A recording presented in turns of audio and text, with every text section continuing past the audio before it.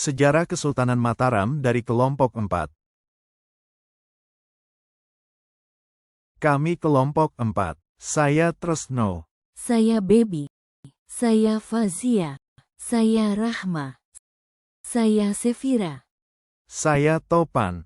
Saksikan video dari kami.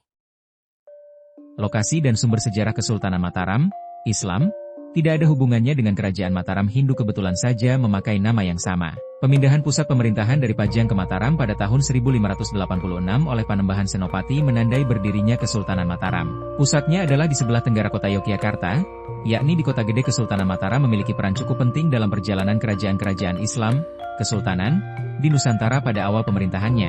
Panembahan Senopati banyak mendapat tantangan dari para bupati di sepanjang pantai utara Jawa, di antaranya Demak, Jepara, Kudus, Gresik, dan Surabaya. Kondisi sosial politik Kesultanan pengganti Panembahan Senopati adalah putranya yang bernama Mas Jolang. Karena meninggal di Krapyak, Tea mendapat julukan sebagai Pangeran Sedo Krapyak. Mas Jolang gagal memperluas wilayah kekuasaan Mataram, sampai wafatnya tahun 1613. Pemerintahannya bahkan banyak diwarnai pemberontakan dari kerajaan-kerajaan vasal atau kerajaan bawahan. Lah digantikan oleh Mas Rangsang alias Sultan Agung. 1613, di bawah pemerintahannya, Mataram mencapai puncak kejayaan cita-cita, yaitu menyatukan Jawa di bawah kekuasaan Mataram. Tea melatih tentara Mataram sedemikian rupa sehingga kuat secara fisik dan mental. Alhasil Mataram menjadi negara yang kuat dan disegani. Dengan kekuatan ini, pada tahun 1615, Sultan Agung memulai ekspansinya, yaitu menyerang wilayah-wilayah pesisir yang belum takluk kepada Mataram, seperti Lasem, Tuban, dan Madura. Pasukan Sultan Agung lalu menguasai Surabaya, Madiun Ponorogo, Blora, dan Bojonegoro. Penaklukan baru berakhir pada 1625 setelah hampir seluruh Jawa berada di bawah kekuasaan Mataram, kecuali Banten, Cirebon, Blambangan, dan Batavia. Sultan Agung pernah berusaha menguasai Batavia yang merupakan pusat pemerintahan VOC, yaitu tahun 1628 dan 1629, namun gagal. Sultan Agung membagi sistem pemerintahan Kesultanan Mataram sebagai berikut.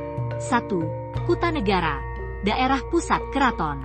Pelaksanaan pemerintahan dipegang oleh Patih Lebet, Patih Dalam, yang dibantu Wedana Lebet, Wedana Dalam. 2. Negara Agung, daerah sekitar Kuta Negara. Pelaksanaan pemerintahan dipegang Patih Jawi, Patih Luar, yang dibantu Wedana Jawi, Wedana Luar. 3. Mancanegara, daerah di luar Negara Agung. Pelaksanaan pemerintahan dipegang oleh para bupati. 4. Pesisir, daerah pesisir. Pemerintahan dipegang oleh bupati atau Syah Bandar. Sultan Agung juga dikenal sebagai seorang ahli politik, sastra, filsafat, Jawa, serta agama. Lah menyusun sebuah karya sastra berjudul Sastra Gending Surya Alam. Lah juga menciptakan kalender Jawa menggunakan perhitungan tahun Hijriah. Pada masa ini pula tumbuh kebudayaan kejawen, yaitu akulturasi antara kebudayaan Jawa asli, Hindu, Buddha, dan Islam. Kegiatan perekonomian yang diterapkan Sultan Agung bercorak agraris dan maritim.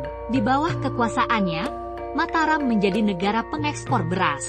Lah mangkat pada tahun 1645 dan digantikan oleh putranya Amangkurat I.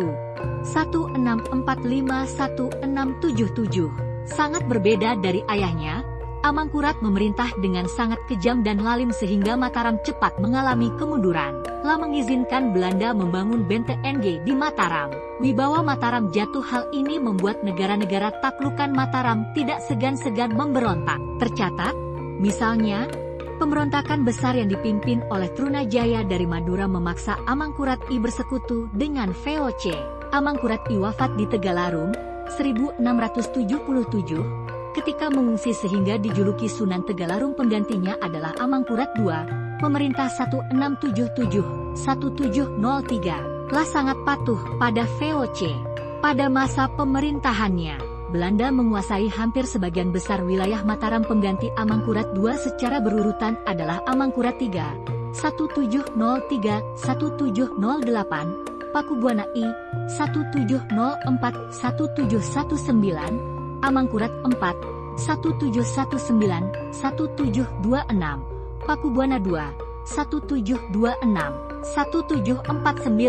VOC tidak menyukai Amangkurat III karena menentang VOC, sehingga VOC mengangkat Pakubuana I, Puger, sebagai sultan. Mataram pun memiliki 2 sultan. Hal ini menyebabkan perpecahan internal. Amangkurat III memberontak hingga tertangkap di Batavia lalu dibuang ke Ceylon, Sri Lanka.